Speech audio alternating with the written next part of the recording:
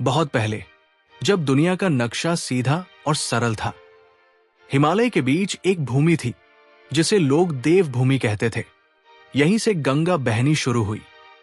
यही ऋषि मुनि तपस्या करते थे और पहाड़ अपने आप में किसी मंदिर जैसे दिखाई देते थे। इस पवित्र मिट्टी का नाम था केदारखंड और मानसखंड। आज हम इसे उत्तराखंड के नाम से जानते हैं। समय आगे बढ़ा और पहाड़ों में एक शक्तिशाली राजवंश प्रकट हुआ, कत्यूरी वंश। उन्होंने बैजनाथ को राजधानी बनाया, नदी के किनारे सुंदर मंदिरों का निर्माण किया और पहाड़ी संस्कृति की पहली आधारशिला रखी। गांव के लोग कहा करते थे, जहां कत्यूरी का मंदिर हो, वहां देवता स्वयं विराजते हैं। समय के साथ कत्यूरी कमजोर हुए और चंद राजाओं ने कुमाऊं को अपनी शान बना लिया।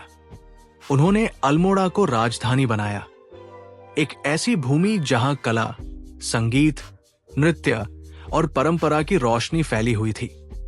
अल्मोड़ा के बाजार रंगों से भरे रहते थे। राजा के दरबार में कला खिलती थी और पहाड़ों के लोगों के चेहरे पर गर्व झलकता था। इधर गढ़वाल में एक अलग ही यात्रा चल रही थी। पंवार वंश एक एक कर 52 किले बनाता गया और लोग इस भूमि को कहने लगे गढ़वाल। ये पहाड़ी राज्य साहस, धर्म और ईमानदारी का प्रतीक बन गया। पहाड़ों पर मंदिर बसे थे और मंदिरों की घंटियों की ध्वनि आज भी हवा में गूंजती है। 18वीं सदी के अंत में नेपाल के गोरखा योद्धा पहाड़ों पर टूट पड़े। गांव जले, लोग भयभीत हुए और पहाड़ों की शांति बिखर गई। पर पहाड़ आज भी जैसे कहते हैं, हम झुकते नहीं, बस रुकते हैं। गोरखा शासन कठिन था, पर उत्तराखंड का मन और अधिक दृढ़ हो गया। एक बड़ा युद्ध हुआ। गोरखा हारे, अंग्रेज जीत गए और पहाड़ों की कथा का नया अध्याय शुरू हुआ। सड़कें बनी, विद्यालय खुले, जंगलों के नियम लागू हुए, पर पहाड़ी जीवन वैसा ही रहा, सीधा, मेहनती और जिद में अड़िग।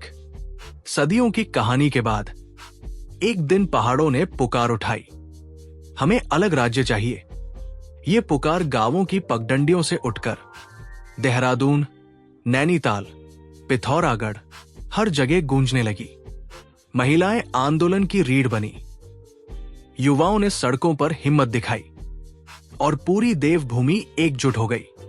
9 नवंबर 2000 एक नया सूरज उदित हुआ। पहाड़ों की उदासी मिट गई और एक नए नाम का जन्म हुआ, देवभूमि। कई राजवंशों की विरासत, सैनिकों की कर्मभूमि और साहस का प्रतीक। आज भी जब पहाड़ी हवा बहती है तो लगता है पहाड़ कह रहे हों, हमारी कहानी अभी समाप्त नहीं, ये तो बस शुरुआत है।